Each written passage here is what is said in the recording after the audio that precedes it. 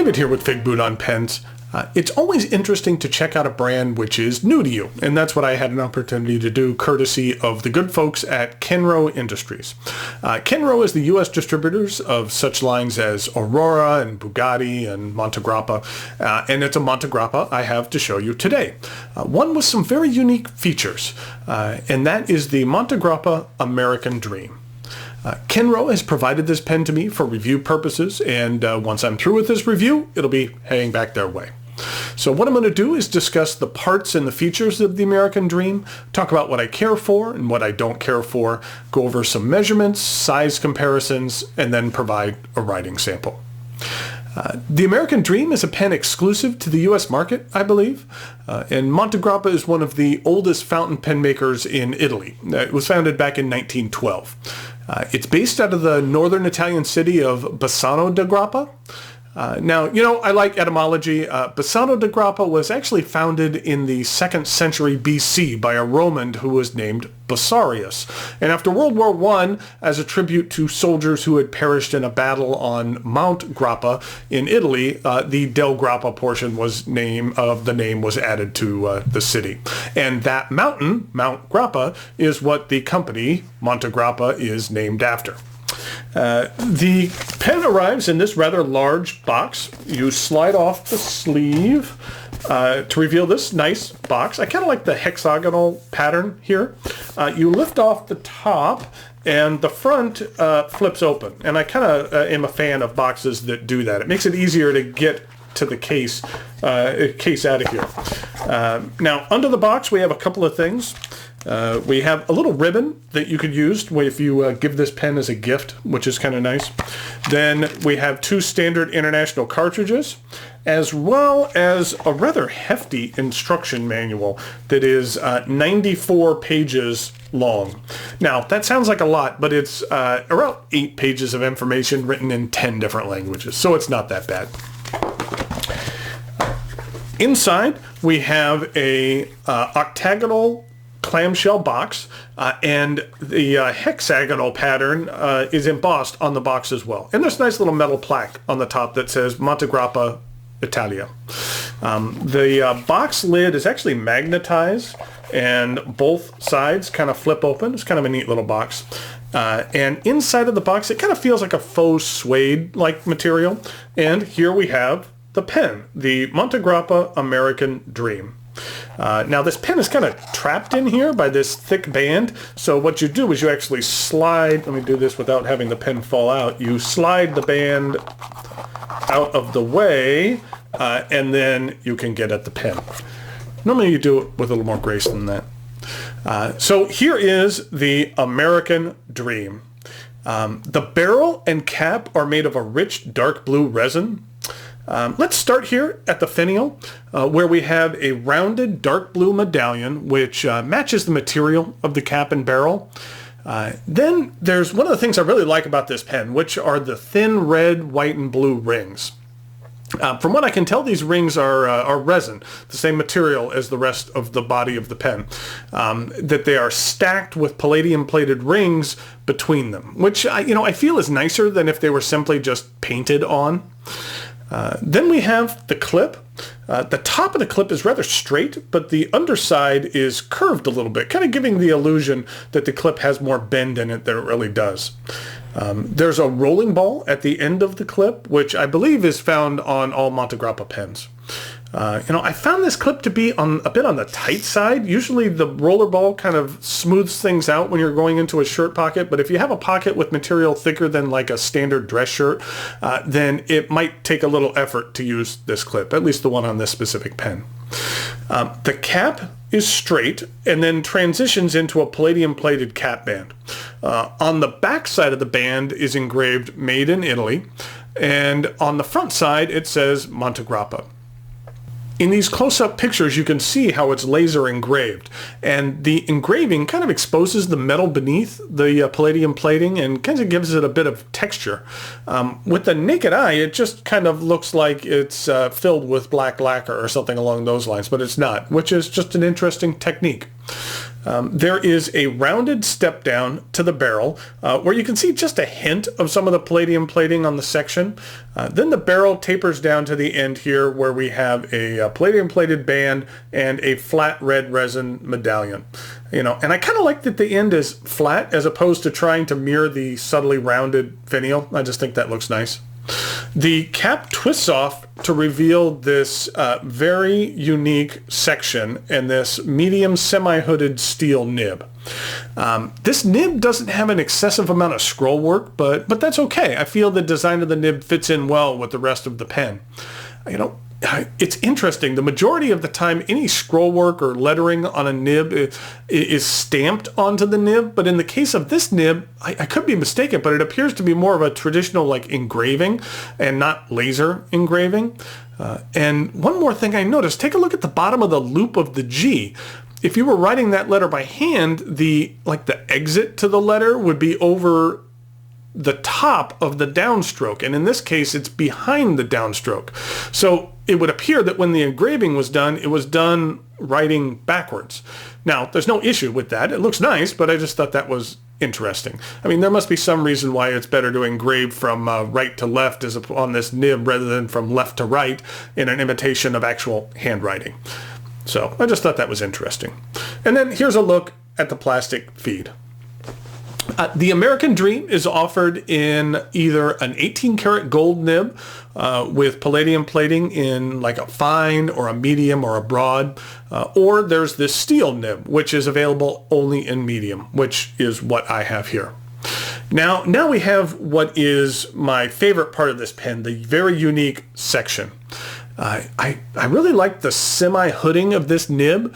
The palladium plated piece at the end kind of reminds me of the headlights on a classic American car like the 57 Chevy. It transitions to the deep blue resin of the rest of the pen. And then we have another set of colored bands matching those on the cap. And then we have some rather wide threads, which really aren't sharp if your grip happens to rest on them. But this is a rather large section. And then we have an angled step up to the barrel. Oh, check this out. The bands on the cap go red, white, blue. And then on the section, it is blue, white, red. When I first noticed this, I thought I had kind of discovered a design flaw, but then I quickly noticed something. Yes, the colors are reversed when you take off the cap and you look at it this way. But when the pen posts, and it posts fairly deeply and securely, but when you post it, the bands are the same, red, white, blue, red, white, blue. If they weren't in this orientation when it was posted, then it would have really bugged me. But I thought that was nice and a nice surprise. Oh, one thing that did bug me a little bit is that the silver colored spacers between the colored bands vary in size just a little bit. The one between the white and the red is just a hair less wide than the other two. Now, I never noticed this, to be fair, until I was looking at it under a microscope, so it is imperceptible with the naked eye, and I'll admit rather nitpicky, because we're talking about something that is like 1/100th of an inch or less than that, but it was just something I noticed. The pen has a rather thick section, which I really like. I find it very comfortable to hold. This isn't the lightest pen, and having the pen posted does backweight it slightly, but the pen is plenty long enough to use unposted, if that's what you wish to do. I like the size and weight of this pen a great deal. The American Dream is a cartridge converter pen that accepts standard international short or long cartridges and includes a Montegrappa converter. In regard to the overall design and theme of the American Dream, I feel the pen really does a good job of displaying some American patriotism in a very subtle manner. I like the fact that they didn't force more white and red onto the pen. I could imagine that, a designer making maybe this section red and the threads here white or something along those lines, and it would have been too much. I think the subtle approach works better here. And to admit, Americans aren't necessarily known for being understated and subtle. But maybe that's the difference between an Italian company, and I'm assuming an Italian designer developing a pen for the U.S. market as opposed to an American company and an American designer. If an American had designed this pen, it would have had a huge bald eagle painted on the barrel, and then when you cap the pen, little fireworks would have shot out the finial or something like that, which would have made for some very exciting meetings at work. The steel nib version of this pen retails for $375, and there is a gold version, a gold nib version, which retails for $575. But I've seen those as low as $460 at some retailers. This pen is also offered in a capped roller ball and then also a twist-activated ballpoint model. Each pen also comes with an enameled American flag pen. As far as value goes, this is a very well-crafted pen. It really does have a quality feel to the material and is very well constructed. $375 is a rather high price for a pen with a steel nib, but if you find one of the retailers selling it for $460, getting a gold nib here for only an $85 upgrade is not a bad upgrade. And if I was to purchase this pen myself, I'd lean towards the higher price with the gold nib, even though, as we'll see in the writing sample, that this steel nib does perform well. Thanks again to Kenro Industries for the loan of this pen. I greatly appreciate it, and it will be on its way back to them later this week. So now it's time for some measurements, some size comparisons, and then a writing sample.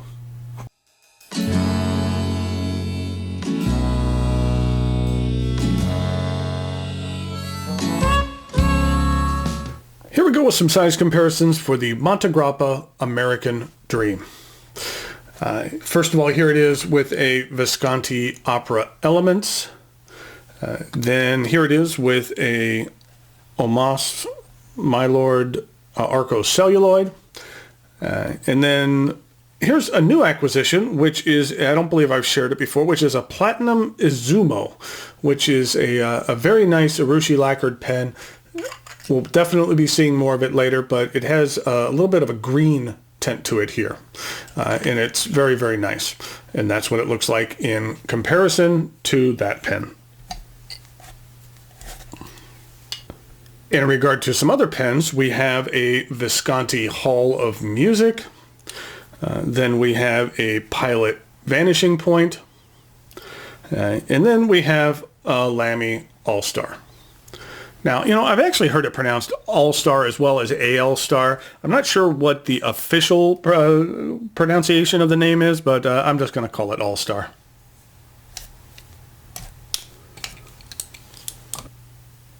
So here we go with the writing sample for the Montegrappa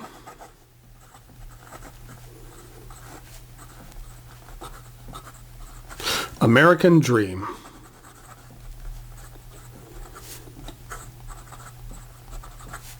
And this is a medium steel nib, and the ink that we're using today is Montegrappa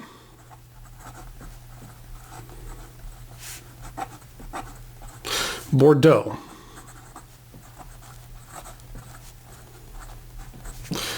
This is what the ink looks like. I'm not a big wine guy, so the color doesn't necessarily just hit home with me. I do think it looks like a Bordeaux wine, but it's just looks just a little bit watery for me. But I haven't really been into reds that much, so I need to find a red that I really connect with. But here it is in relation to J. Herbin Rouge Opera. And then here it is with Noodler's Ottoman Rose, which are kind of in that same kind of family. This is the bottle that it comes in. I do like these Montegrappa bottles. The faceted top makes it really easy to open up, especially when ink is kind of encrusted on the lid, and that it makes it really easy to get the ink out of here as well. Did notice on the bottom here, it actually says in Italian Forest Glassworks, which I'm assuming is the name of the company that made that bottle. So here we go with the rest of the writing sample.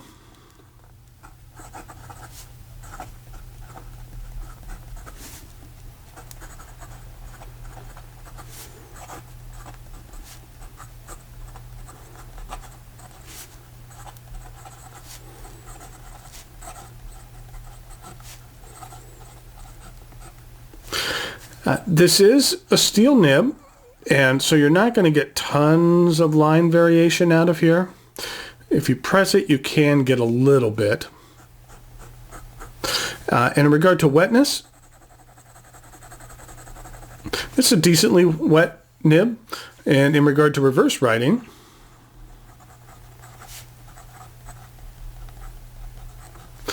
that it does just fine. I wouldn't categorize this nib as overly smooth. It has a decent amount of feedback, but it's nice feedback. And then in regard to some fast writing,